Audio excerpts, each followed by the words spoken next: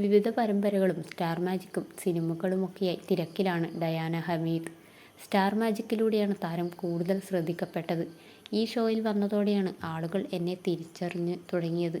എവിടെ പോയാലും ഷോയുടെ കാര്യങ്ങൾ ചോദിക്കും. ഇൻസ്റ്റാഗ്രാമിലൊക്കെ ആളുകൾ മെസ്സേജ് ചെയ്യാറുണ്ട്. പുറത്തൊക്കെ കാണുമ്പോൾ വന്ന് സംസാരിക്കുകയും സെൽഫി എടുക്കുകയും ഒക്കെ ചെയ്യാറുണ്ടെന്നും മുൻപ് ഡയാന പറഞ്ഞിരുന്നു. ഷോയിൽ കാണുന്നത് പോലെ തന്നെ എല്ലാവരും നല്ല കമ്പനിയാണ്. അവരവരുടേതായൊരു സ്റ്റൈലുമുണ്ട് എല്ലാവർക്കും. അതാണ് ആ ഷോയുടെ പ്രത്യേകതയും. പാട്ടും സ്കിറ്റും ഗെയിമുകളുമൊക്കെയായി ഡയാന സ്റ്റാർ മാജിക്കിൽ സജീവമാണ്. തൻ്റെ വിവാഹത്തെക്കുറിച്ച് ഡയാന ഒരിക്കൽ സംസാരിച്ചിരുന്നു.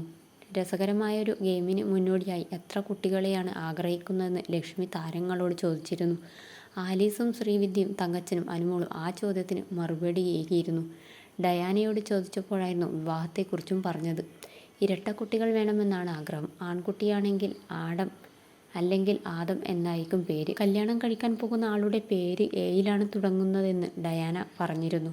കല്യാണത്തിന് ഞങ്ങളെയെല്ലാം വിളിക്കണമെന്നായിരുന്നു ലക്ഷ്മി നക്ഷത്ര പറഞ്ഞത്. ഡയാന എന്നാണ് ശരിക്കുള്ള പേര്. എല്ലാവരും ഡയാന എന്നാണ് വിളിക്കാറുള്ളത്. എത്ര പറഞ്ഞു കൊടുത്താലും ഇതുതന്നെയാണ് വിളിക്കുന്നത്.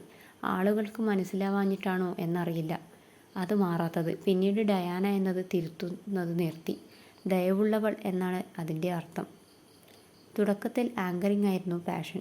അഭിനയത്തിലേക്ക് മാറിയതോടെയാണ് അതേക്കുറിച്ച് കൂടുതലായി മനസ്സിലാക്കിയത്.